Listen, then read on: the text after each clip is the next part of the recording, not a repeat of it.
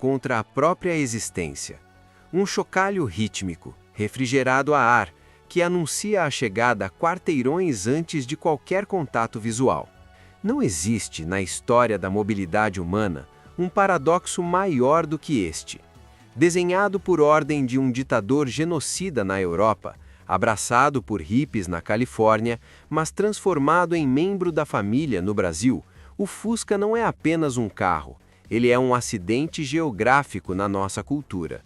Enquanto o mundo olhava para o futuro com linhas retas e aerodinâmica espacial, o Brasil decidiu que sua paixão nacional teria a forma de uma gota d'água cortada ao meio, ou, sendo mais honesto, a forma de um besouro blindado.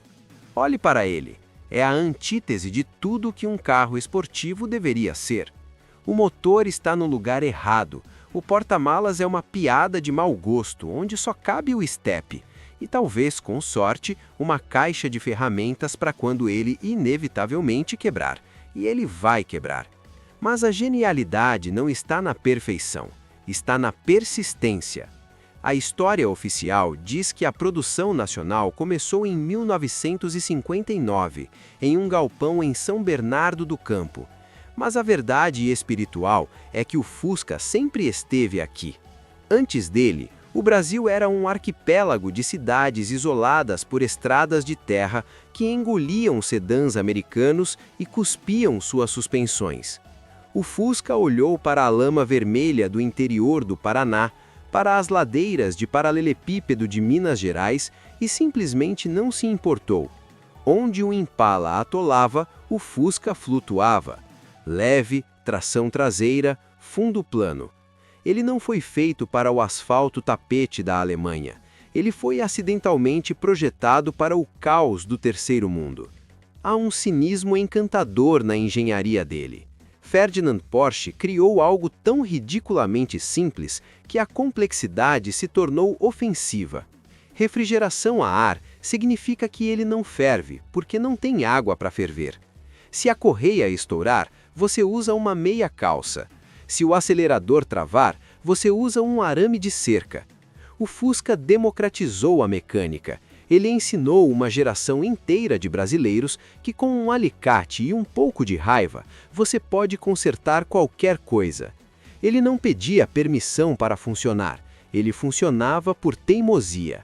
Mas vamos falar de aerodinâmica, porque aqui a realidade se torna uma comédia. Engenheiros modernos gastam milhões em túneis de vento. O Fusca, com seu design dos anos 30, tem um coeficiente de arrasto de 0,48. Para colocar isso em perspectiva, isso é pior do que um tijolo caindo em queda livre.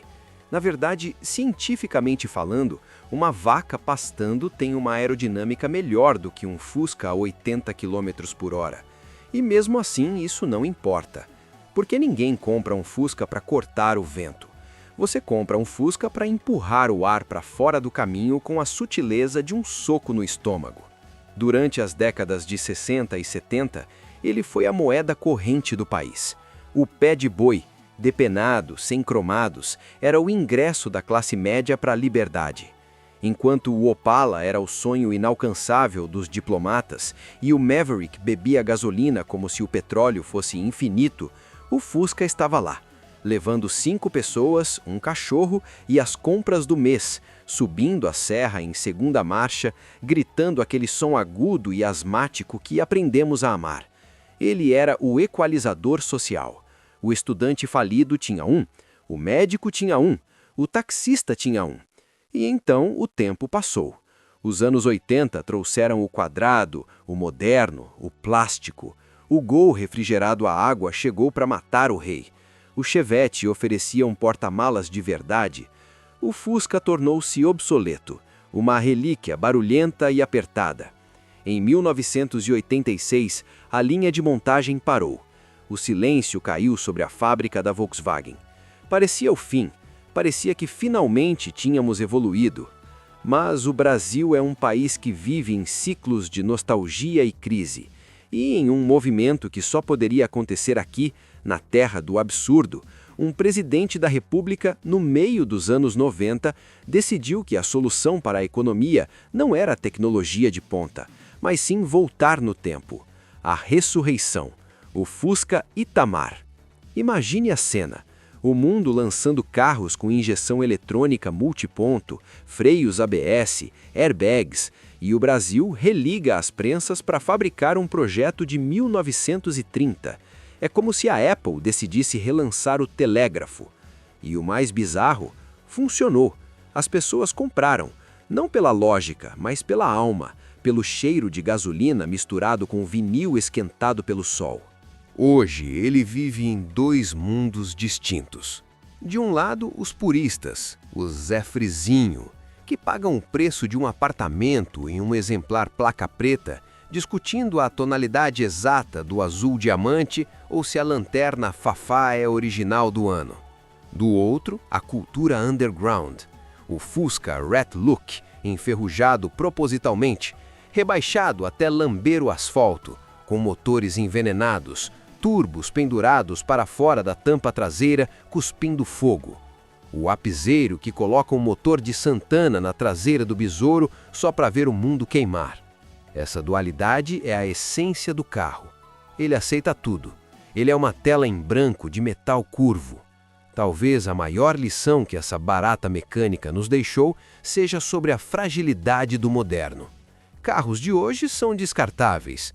Eles são eletrodomésticos com rodas, cheios de sensores que falham e plásticos que ressecam.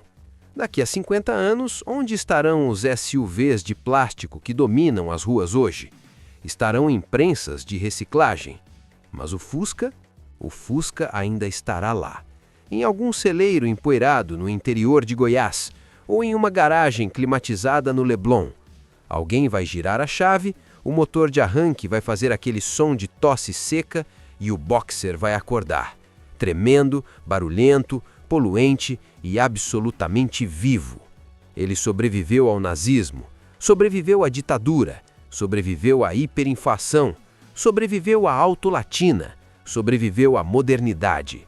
O Fusca não é rápido, não é seguro, não é confortável e, pelos padrões de hoje, mal pode ser considerado um carro. Ele é algo maior. Ele é a memória tangível de que, às vezes, tudo o que você precisa para seguir em frente é um pouco de gasolina, uma correia sobressalente e a teimosia de não parar nunca.